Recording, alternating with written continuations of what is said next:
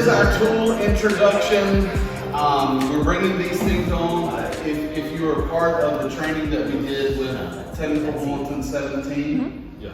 That was kind of our initial introduction, but now we're actually very close to launching it. I think, knock on wood, by the end of the year we should have them in the system and ready to go. So I wanted to come up and give some why behind the what.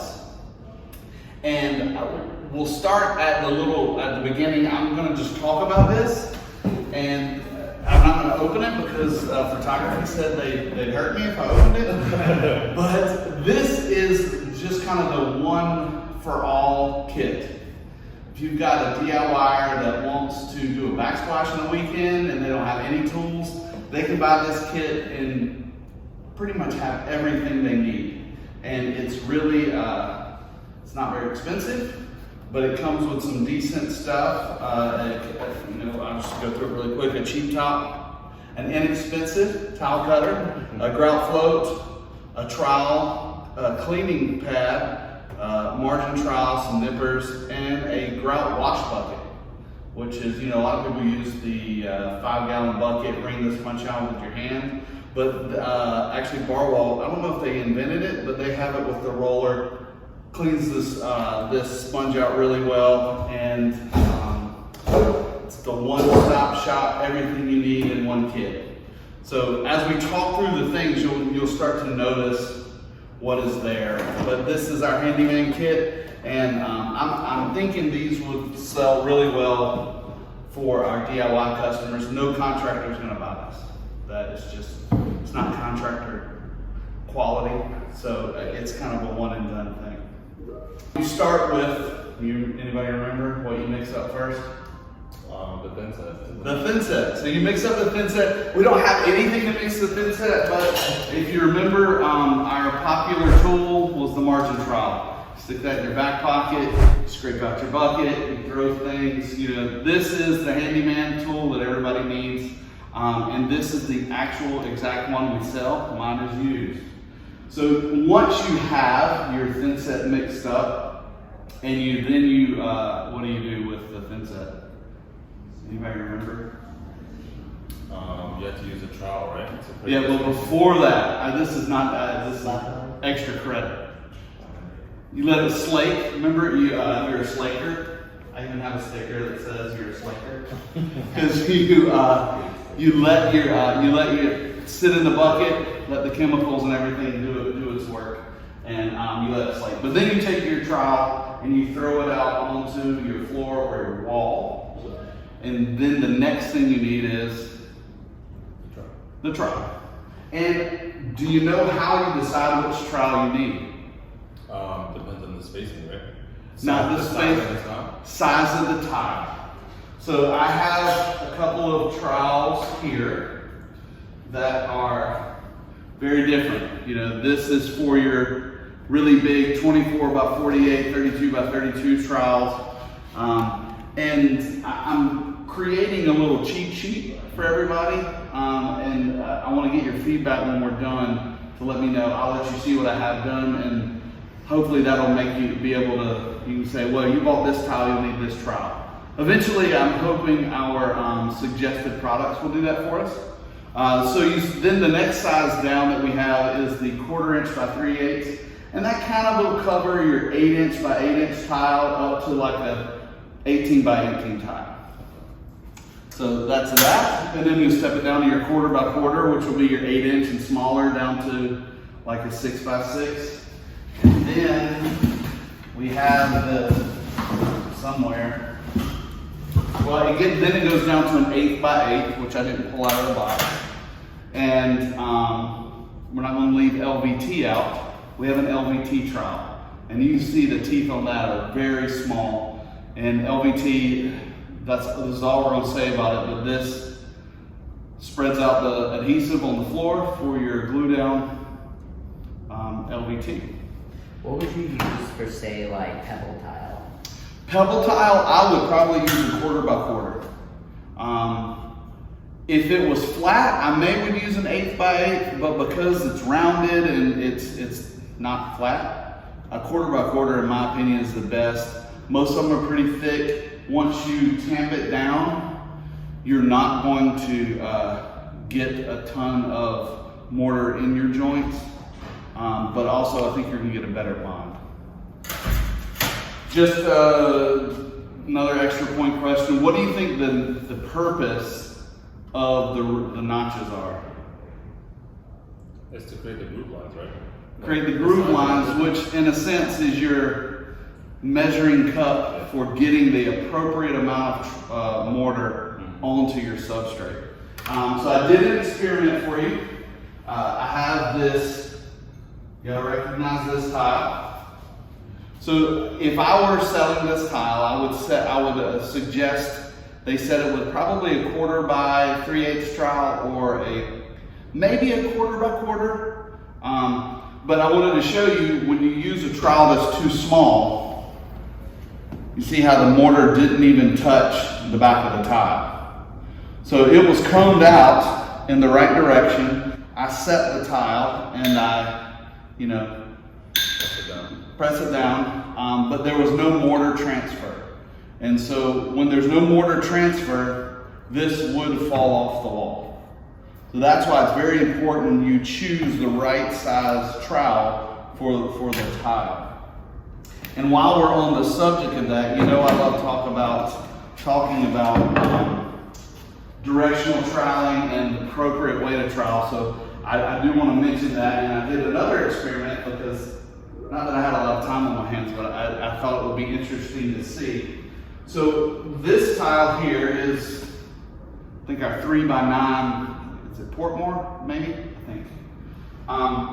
So what I did is I used the appropriate size trowel. I used a 1/4 by 1/4 trowel, this trowel here, and I troweled out my ridges on my substrate, and I dropped the trowel in it, the tile. When you drop it in, you gotta do what? Push it one way, and that gets the air out of the system, and you have full coverage. So I thought it'd be interesting to see. This is the first step. So this is just the weight of the tile in the mortar, and I even did a cut through of what it looks like. So would it fall off the wall? Probably not. But is it right? No. So this is just dropping it in the tile. Number 2, which I was pretty impressed with, you take it and you move it one way to push the air out, and you move it back to complete it. This is just moving it one way. So when you see the back of the tile like this, this is what proper coverage looks like. And so this was pushed one way, and then number 3 was pushed back the other way. So if somebody sends you a complaint and they said my tile fell off the wall, and they show you the substrate or the tile that looks like this, you know that they didn't set it right. If you see this, there's no way it fell off the wall without help. So I thought that was a pretty neat experiment to show how the different trowels work into the success of the tile system. And so that gets our tile on the wall. And our tile is now on the wall, and now we need to choose the appropriate spacers. So we have a bunch of different spacers. And the spacing size directly depends on a couple of different things. How flat your tile is, how square your tile is, and how good of an installer you are. These are 16th inch solid spacers, and these are great for your stone tiles because stone tiles will have a square edge and they'll be perfectly square. Most fired tiles, ceramic, porcelain, even rectified, are not perfectly square. So when you set them with a tight joint, you see grout, and then there's no grout, and then there's more grout. So you want to increase the size of your spacing. Sure, you move it wherever you like. You want to increase the size of your spacer to give you some play room. So I did this really at the last minute. I thought I need a visual aid, so I made this contraption here. If this works, I don't know. So most of the the time you'll go into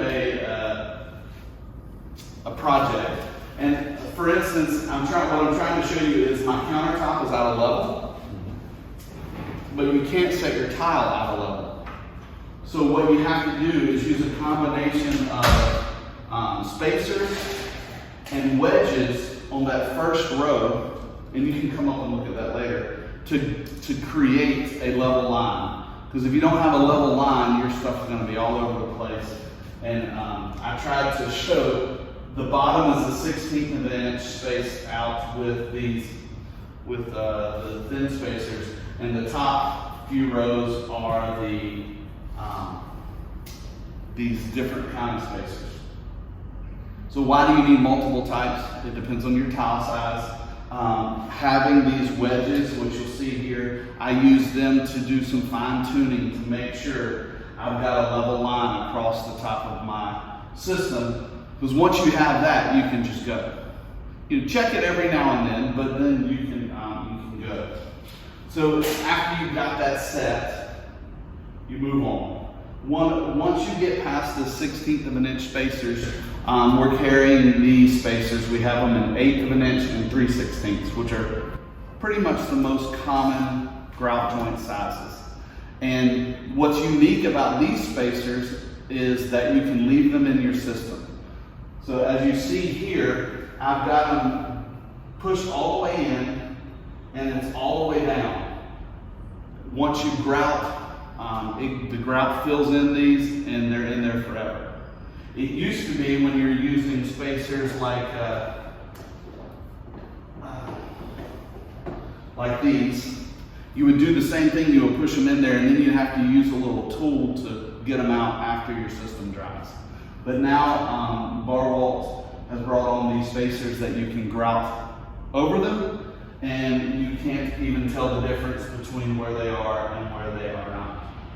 And just for fun, I put in around the edges our Blanque metal edge pieces that will be coming soon. So if that interests you, come and take a look at that. But now you've got your tile on, you've got it installed with your trowel. Now you have to grout it. So the simplest thing is Grout Float. This is let's sample the one we're going to carry here. And this will pretty much do any grout, but they also have formulated ones especially for urethane grouts and epoxy grouts, and that's this. So if you have a customer that is just buying our Permacolor Select, this will do it. We also have the little margin Grout Float for little small projects. That's what I use that for that. But if they buy our Spectralock 1 that we sell, which is a urethane grout, and if you remember our the Bostic dimensions, this grout would work better. This will work, but this is better. It's sharper. So what that means is when you're squeegeeing off the grout off the face of your tile, this is going to cut it really well and make it really clean. Now you have to clean it up, and I mean, simple, it's a sponge. I think we should probably sell them by 10 or 12. Somebody's going to buy one of them and try to do their whole installation with just one, but you always need 2 or 3. The great thing about this sponge, it's got a scrub pad on one side, which will not scratch your tile, but yet give you a little bit of abrasiveness. So when you're cleaning that first initial clean, using your swirl pattern, it's going to cut that off, and then you flip it over, clean it off. Does the sponge come with the kit or no? It does not come with the kit. There's no sponge in the kit, so we need to make sure that if they buy the kit. The only other thing about the kit comes with 1/4-inch spacers. Those are rarely used. I mean, quarry tile kitchens, yes, but other than that, they're probably going to want a smaller spacer. I love 3/16 for the floor. I love 1/8 of an inch for the wall. Obviously, people want less grout, so they're going to ask for the 16ths.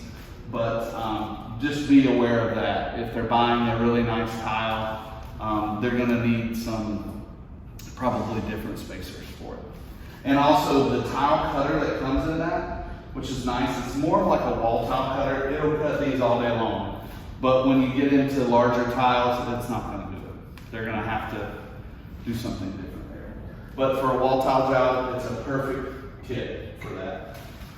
So you got those cleaned off. We also are bringing in the knee pads. If you've ever set tile on the floor or LVT on the floor, I've thought many times, it's not that big of a room, I'll be okay. Until the first time you kneel down on a cut piece of tile on your knee on a solid floor, then you're like, crap, I should have got the $8 or however much they are. The great thing about these are different than mine. You can snap out this and wash them so they don't get funky. But, so these are just a great addition to a floor tile job. And that's it for the normal tools. Next is the lippage control system. Anybody remember what lippage is? Yeah, that's to make sure that everything's like even, right? Even and flat. The system that we have is it's called the Spin Doctor. There's a bunch of different names for it. But what it is you have, I call this the tree. I call this the cap. Hey, come on in. And it goes in your tile system. So when you're setting your tile, this goes here. Great thing about it is it's also your spacer. So you don't need both, even though I've seen people do both, which is really crazy. But you don't need both. You put this in, you set your other tile, and if they're out of level, while your thin set is still wet, you put this cap on it, and when you screw it down, it gets it to be level. So that's the roots, the tree bark, and the canopy. So I made this, and it broke on the way here, which I was really sad about. So this is kind of just showing you how it works. You see, we've got some pretty bad lippage here. But if I take this and screw it down, it fixes it. So this is kind of showing if you wait and your thin set's cure, it's not going to do that. But while your thin set is wet, while you're setting your tile, you take this cap, put it on, screw it down, it makes them both level, and what it does is it just opens up the gap underneath instead of on top. And thin set, while it's still being wet, it'll fill in that gap. Once it dries, it'll be solid. You pull this out, you take the cap off, you can reuse the cap. But the tree trunk, you will take it and the bottom part breaks off. This will stay in the system and be fine forever. Then you grout when you go back to your grouting step. We're only going to sell that one size, right? We're going to sell it in 3 sizes. We have the 16ths, we have the 8ths, and we have 3/16ths. So just remember that will be sold as a kit. It's going to come as your grout spacer, this part, your cap, and there's also a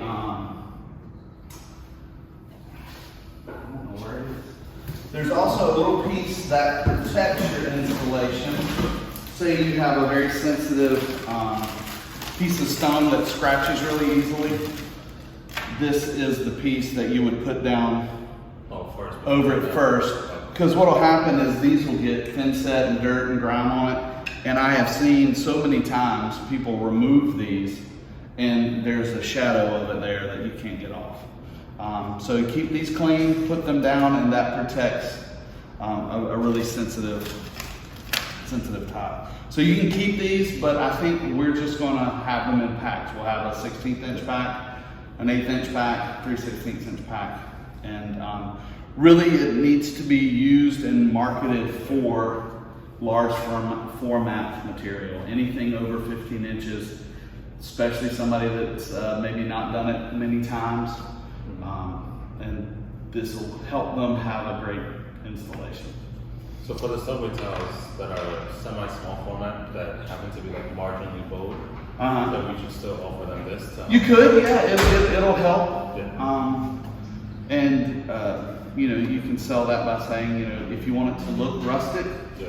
but if you want it to look more uniform, these could help. Absolutely. Great question. I think I covered everything in 30 minutes, so that's awesome. So ask a couple of questions. Do you feel, what questions do you have about being hesitant on recommending something that I can answer while we're here? The other thing I think that would be like a pain point would be the verbiage. So we have it listed as a complete kit, but then we have to sell them the add-on, like the knee pads, the sponges, the lippage control system. Like, so it's a little weird. It's, Okay. You tell someone like, we can help you purchase a complete kit, but you know you're still missing something. It's a good enough. And in that, I don't know that is the actual name that's going to be online. That's just what I came up with. And as Chaim knows, I have no weight whatsoever. So I think we may have just called it the Handyman Kit, but I'll double check. That is a good point. I'm taking notes. What else? Are we gonna sell everything as like a package promotion? I would assume like the more add-ons you add, the more overall like discount. I guess you get on the entire thing. Is that Currently, that has not been discussed. The only thing that we are currently packaging is the lippage control. okay. Now, whether as we continue to add on more things, you know, could we have the knee pads and sponges? I mean, yes. Okay. Right now, I'm just trying to get this loaded. Yeah. What does the lippage control make sense? No, it does. Does it help by being able to see it and rather than just looking at a picture? No, I feel like we see it in most videos too. When you see like large format, install, they always use it always at the head. I wish I had invented that. I'd have been a millionaire. The people are using, man, everywhere. I saw a guy the other day. He had 1,000 feet of this, and you put 2 on every side. I mean, that's a lot of. Yeah, it's a lot of work. That's I don't know how much money he had in the system, but it was a lot. Spacers make sense. My thing with the spacer that stuck out was if you're not really going to use that size of spacer, I feel like a lot of customers will be like, well, can I swap it out for the other size? Yeah. You know, especially since it's the other sizes are going to be more used in the field. That would be the only thing about it. Yeah. Yeah. I'm assuming they sell that kit with the 1/4-inch spacers because nobody's buying 1/4-inch spacers, and they're putting them in that kit. Because we buy that kit as it is. Yeah. But yes, that's unfortunately that's going to be, you know, it comes with this, and it may be that we don't even say it comes with spacers. Maybe we just say that it comes with the equipment. Yeah. And then you got to buy your spacers, your sponge separate. You know, that's maybe a good point. And now with these things, that they're not returnable, right? Like it has to be a complete kit to come back if they want to return it. I would say for that they would have to be unopened. Yeah. Okay. Yeah, because I mean people do it at Home Depot all the time. They'll buy a tool, use it, and bring it back. We don't I want. feel like they'll open it and like, well, I never use this. I can return it. Yeah. No, it would have to be the whole kit would have to come back. Okay. Let me see. Let me write down 86 spacer. And again, this is probably not a bad way. I mean, a bad way to think. Well, let's say hypothetically we send the entire box, but something's missing from inside the box. Are we able to send the individual components? Or like, do we have to resend the entire box? If something's missing out of the box, I would say we would reach back out to Barwell and say, hey, we had this box, it was incomplete. Because we receive it like fully packaged. Yes, we receive it just like that. Okay. And I think it's all in a bag. I was told not to open it. Don't do it on camera. Don't get me in trouble. Do it on the side. Do it on the side. Off camera, right? No, I want to be documented. So no, it was packaged in the bucket. Okay. So I guess it could be a possibility, but I mean, it looks like it comes sealed. So I guess there could be a possibility something would be missing, but, You'll understand. yeah. But, Everything I saw marked in the dock right now. Yeah, we also want. So I thought he's leaving today. How was the demonstration for the coverage? Did that make sense? No, definitely. Is It doesn't that? make sense, like, it's better to visualize it because I wouldn't have thought that, and you could see how much gravel was left. Yeah, fence it, yeah. Especially in the tile. There's very little. So my question with this is, right, if it's not spread out appropriately, like in this case, more so for the floor, once you step on it, added pressure causes the tile to crack, right? It could, yes, because there's, the only thing under there is air. Yeah. So yes. So how does that work in terms of like when you have it on the wall? Because I feel like we get some customers that complain that like discoloration, and also I feel like it's not sealed and then water just gets trapped in on the back end. So I feel like, is that how that happens? Can be, yeah. Most porcelains will not discolor Yeah. because of water. Now I have seen some. You have a really big issue with stone. Okay. You know, if they've got really poor coverage behind the stone and water's getting back there, it takes a long time for water to turn to vapor and the vapor to be released through the wall and go out. So it can discolor it for a while. But the other thing about that is depending on the system, if water sits back there, it's just mold growth. You know, that's the other thing. That's why it's critical that they're getting the proper coverage on the back, because it closes up all that, even this, you know, mold will sit and grow in there, and it's just gross. But yeah, like if this was installed on the wall with poor coverage, you would probably never know it. Okay. And it would probably never fall off the wall. It's just like we talked about earlier. You know, you want to gamble with your margins. This is a simple thing to get right, to do it like this. Why leave it like that when you can't control an earthquake? And an earthquake will knock this off the wall, but this probably won't. You know, I don't know. That's maybe an extreme example, but you know, you want to control the things you can control. There's some things you can't control. And this is just, in my opinion, if you know what you're doing, it's just lazy. You know, it takes less than a second to make it look like this, and you get, you know, I mean, that's probably 40% coverage, and this is 100% coverage. You know, that's a big difference. Would you rather have $40 or $100? I'd rather have $100. But I was really hoping that this would turn out a little bit better, but to show a little bit more. But it's neat to see how even doing a mediocre job, you know, that's stuck. I can't pull it off. But this, I pulled this off, but this wouldn't have survived the trip here. It would have fallen off and failed before I got here, especially looking at how my luggage was damaged.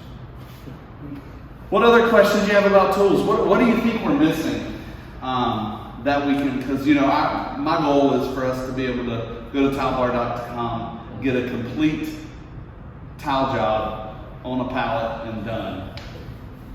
I would just say like a small level or something like that. Small level? Okay. Okay. To be able to test, to make sure that everything is straight or even. I bet we could probably find somebody that makes an inexpensive laser.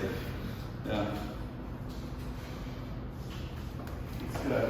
Small level. Put in our kit.